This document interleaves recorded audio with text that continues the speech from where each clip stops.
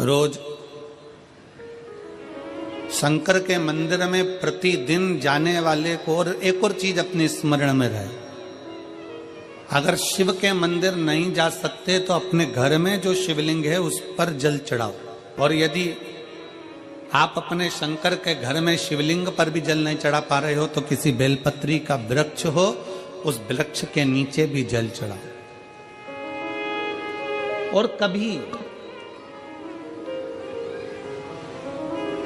कभी मौका मिल जाए, कभी भगवान शंकर की बड़ी करुणा हो जाए, भगवान शंकर की बड़ी उदारता हो जाए, भगवान शंकर की बड़ी कृपा हो जाए, बड़ी कृपा हो जाए, भगवान शंकर जिस दिन तुम्हारे ऊपर बहुत बड़ी कृपा कर दे, किसी सोमवार को 3 नियम बना लो।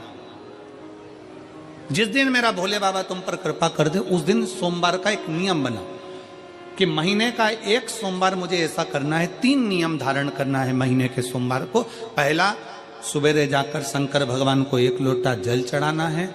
दूसरा, दोपहर के समय पर जाकर मुझे बेलपत्री के वृक्ष के नीचे एक चावल का दाना रखकर बेलपत्री की 7, 11, 21, 108, 51 जितनी परिक्रमा आप लगा सकते हो वो लगाना है। और तीसरा, बेलपत्री के वृक्ष के नीचे और शंकर के मंदिर के दरवाजे पर मुझे एक घी का दीपक लगाना है। बस ये 3 नियम जिसने महीने में एक बार ले लिया, समझ लो उसको पीछे हटने की जरूरत ही नहीं, वो आगे ही बढ़ेगा। महीने के किसी एक सोमवार का ऐसा नियम बना लो कि मुझे 3 नियम धारण करना है महीने के किसी भी एक सोमवार को। हम ये नहीं कहेंगे कि तुम सोमवार 5 पढ़ रहे हैं तो 5 को करो, 4 पढ़ रहे हैं तो 4 को करो, 3 पढ़ रहे हैं तो 3 को करो।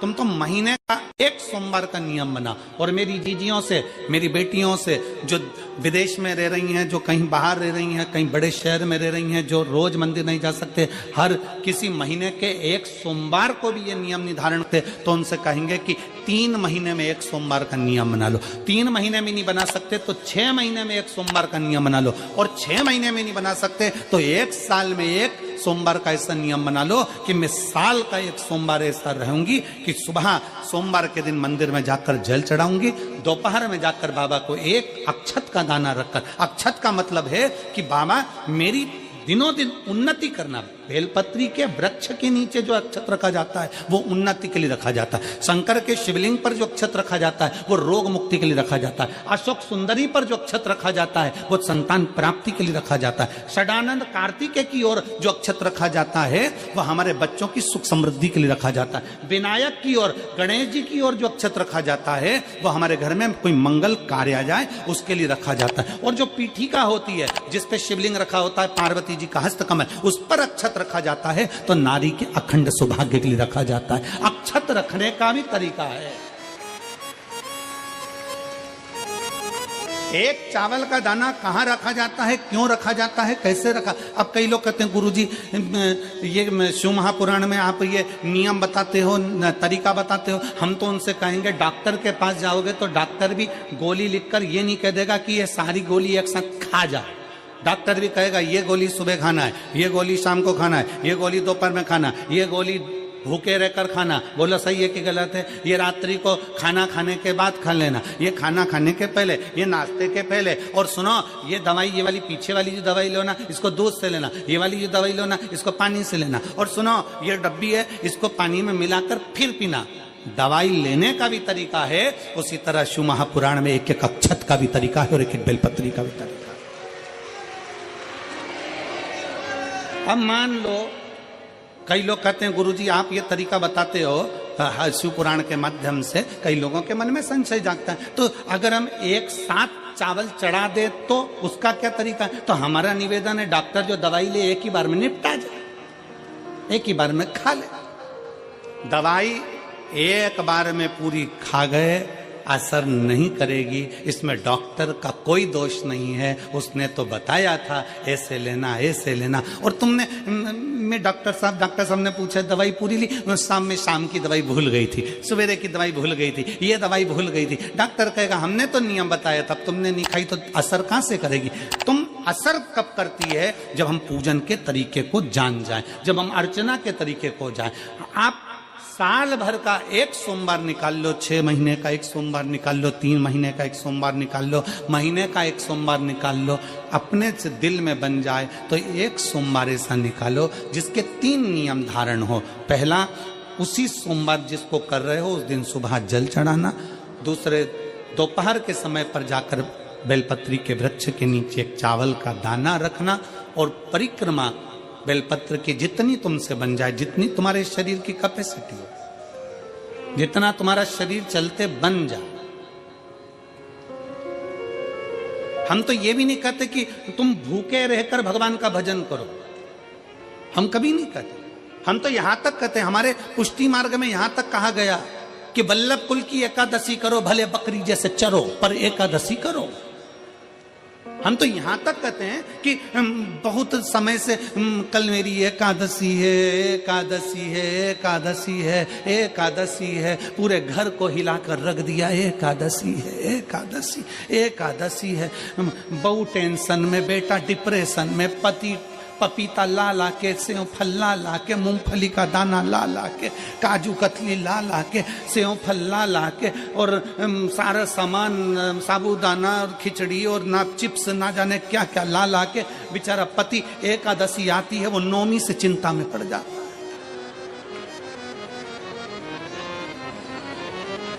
हम तो ये भी नहीं कहते कि तुम व्रत बहुत भारी करो, तुम व्रत उपास भी बहुत बहुत टेंशन वाला करो, ना ना ना।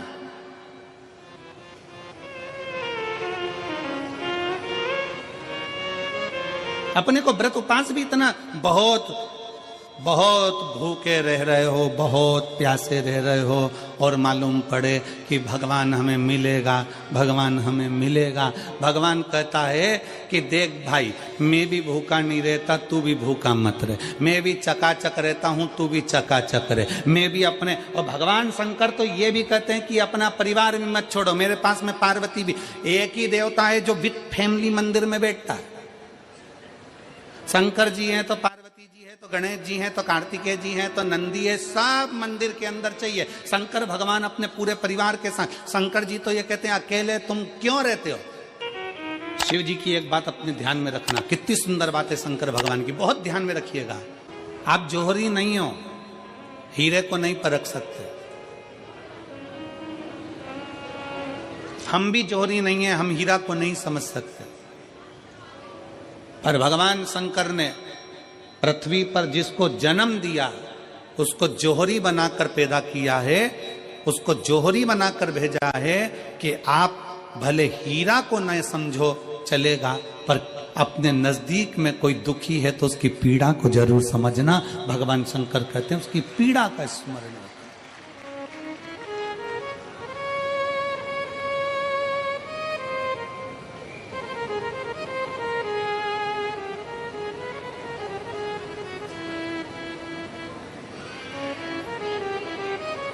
हीरा को समझो ना समझो, पर पीड़ा को जरूर समझिए। किसी के दर्द को जरूर समझिए, किसी के दुख को जरूर समझिए, किसी की तकलीफों को जरूर समझिए। पशुपतिनाथ का व्रत करते हो आप, 16 सोमवार का व्रत करते हो आप, संकट सोमवार का व्रत करते हो आप, शिवरात्रि का व्रत करते हो, सोमवार की अष्टमी का व्रत करते हो। उन व्रतों में सारे व्रत करो, मना नहीं है, पर उस व्रत में अपना पूर्ण समर्पण परमात्मा के प्रति रखो। केवल खाना छोड़ा है, अन्न छोड़ा है, भोजन छोड़ा है, और दिन में सुबह से लेकर शाम तक 2-3 बार तुमने कुछ ना कुछ पाया है, वो व्रत हो सकता है आपकी दृष्टि में, पर हमारी दृष्टि में व्रत कौन सा है।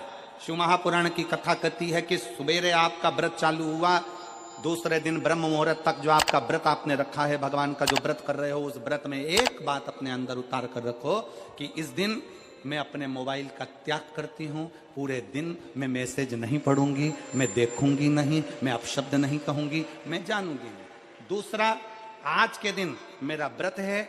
आज 1 महीने में, 15 दिन में, 2 दिन में, 20 दिन में मैंने अगर किसी से भी अपशब्द कहा होगा, आड़ा टेढ़ा कहा होगा, तो सबसे पहले आज व्रत वाले दिन मैं उसको सॉरी कहूंगी, क्षमा मांगूंगी और अपने हृदय से लगाने का प्रयास करूंगी। व्रत है।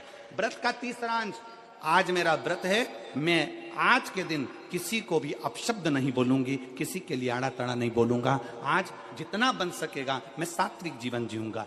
चौथा, आज मेरा व्रत है, आज के दिन मैं झूठ नहीं बोलूंगी, ना झूठ बोलूंगा सुबह से लेकर शाम तक। और पांचवा, आज व्रत वाला दिन है, जितना फलार मैं करूंगी उसका पैसा जोड़ूंगी कि 15 रुपए का मैंने साबुदाना खाया, 10 रुपए का बटाटा खाया, ये खाया वो खाया, सारा हिसाब लगाकर 55, 60, 70 रुपए जितने होते हैं उसमें से एक अंश निकालकर मैं उसका एक भाग किसी गौशाला में जाकर गाय को चारा जरूर दूंगी। आपका व्रत, आपकी साधना, आपका तप, आपका बल, आप कैसा कर रहे हैं? केवल भूखे रहने पर भगवत पद की प्राप्ति नहीं होती। शिव महापुराण की कथा कहती है कि भूखे रहने से भगवान की प्राप्ति नहीं होती। शिव पुराण की कथा कहती है भगवान को पाने की भूख बढ़ाने से भगवान की प्राप्ति होती है। भीतर से परमात्मा को पाने की भूख बढ़ाइए, भगवान को पाने की भूख बढ़ाओ भीतर से।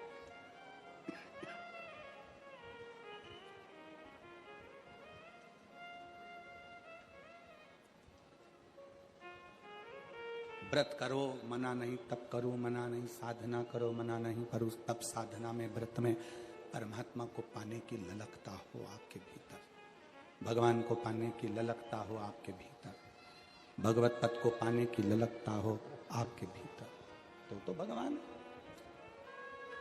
महापुराण की कथा एक बड़ी सुंदर बात कहती है, व्रत आप करते हो, उपास आप करते हो, नियम आप लेते हो, पूरा किसको करना पड़ता है? तुम्हें नहीं। व्रत आप करते हो, उपास आप करते हो, नियम आप लेते हो और पूरा देवाधिदेव करते हैं, भगवान शंकर करते हैं। बस इतना जरूर याद रखें कि जैसे कुछ प्राप्त हो भी गया तो शिव को धन्यवाद देकर शंकर के दरवाजे पर जाते रहना, यह हमारा कर्तव्य है।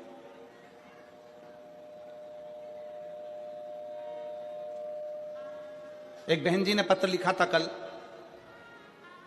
उस पत्र में बहन जी ने लिखा कि शिव महापुराण तप का मतलब क्या होता? चलिए उपास का मतलब बताओ। खाना छोड़ देना व्रत नहीं है, दूसरे का धन छुड़ाकर खाना छोड़ देना व्रत है। शिक्षा दे देना, किसी को चिकित्सा की जरूरत है उसकी चिकित्सा में थोड़ा सा धन लगा देना, कोई रोते हुए के आंख के आंसुओं को पोंछ देना, किसी के दुख में खड़े होकर उसको खुशियां प्रदान कर देना, ये दुनिया का सबसे बड़ा व्रत है, सबसे बड़ी साधना, सबसे बड़ा तप। मन साफ है तो सारी गलतियां माफ है, और अगर मन ही साफ नहीं है तो गलती कौन माफ करेगा भाई? हम भी तो अपनी जिंदगी में एक नियम बना सकते हैं कि मैं श्री शिवाय नमस्तुभ्यम का जाप करूंगी, मेरी कॉलोनी में कोई शंकर जी का मंदिर है, हम 5-10 महिलाएं प्रत्येक सोमवार को 10 मिनट बैठेंगी, शाम के समय प्रदोष काल में 6 बजे 6:30 बजे बैठेंगे, 6:45 बजे 15 मिनट बाद उठ जाएंगे, श्री शिवाय नमस्तुभ्यम का जाप करेंगे, शंकर जी को भोग लगाएंगे। अगर एक हफ्ते में 5 सोमवार पड़ते हैं तो 5 महिलाएं अपना नियम बना ले कि आज का प्रसाद थोड़ा सा, कुछ भी शक्कर, खड़ी शक्कर, कुछ भी मैं लेके आऊंगी, मां भोग लगाएंगे, अपन 5 मिलकर श्री शिवाय नमस्तुभ्यम जपेंगे, प्रसाद बांट देंगे, अपने घर चले जाएंगे। ज्यादा ढोंग प्रपंच नहीं, दिखावा नहीं, कोई एक नियम। हमारे नजदीक में शंकर जी का मंदिर है, हफ्ते में एक बार नियम बनाएंगे, उस मंदिर में सफाई करेंगे, हफ्ते में एक बार नियम बनाएंगे, अपने नजदीक के शंकर के मंदिर को साफ करेंगे, क्लीन करेंगे। एक नियम अपने अंदर बनाओ शिव के प्रति।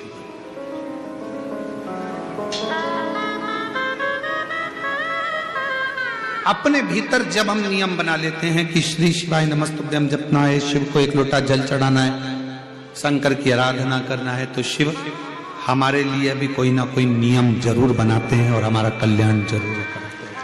एक नियम बना, इस कथा को सुना, तुम्हारे पति को फल प्राप्त हो। कलिकाल में संसार में जो शिव महापुराण की कथा को सुनता है, श्रवण करता है, करवाता है, बाँचता है, सुनता है, वो जितने जीव इस कथा को श्रवण करने आते हैं, केवल उनका ही नहीं, उनकी 71 पीढ़ी का कल्याण शिव पुराण की कथा कर। लंबी बाती का प्रमाण अलग होता है। लंबी बाती क्यों लगाई जाती है? भगवान के मंदिर में, दीप में, देवियों की पूजन में, लक्ष्मी की वृद्धि के लिए। कौन से देवता के यहाँ लंबी बत्ती लगती है और कौन से देवता के यहाँ गोल बत्ती लगती है, उसका भी प्रमाण बनना। किसी देवी की पूजन करो तो लंबी बत्ती आती है, कुल देवता की पूजन करो तो लंबी बत्ती आती है। किसी मंदिर में किसी देवता को लगाने जाओ तो गोल बत्ती लगती है, उसका भी प्रमाण है।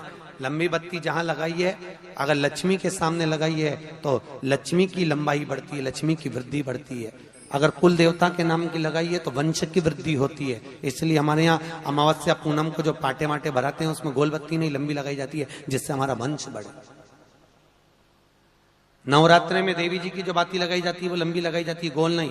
क्यों? क्योंकि जिससे माँ हम पर कृपा बना कर रखे, हमारा वंश खूब बढ़े, हमारे यहाँ लक्ष्मी की वृद्धि हो। स्थिर बाती, गोल बाती लगाई जाती है ब्रह्मा के मंदिर में, इंद्र के मंदिर में, देवता के मंदिर में। तुलसी के सम्मुख में लंबी बाती नहीं लगती, तुलसी के सम्मुख में गोल बाती लगाई जाती है महाराज, जिससे स्थिरता का भाव केंद्रित हो। स्थिरता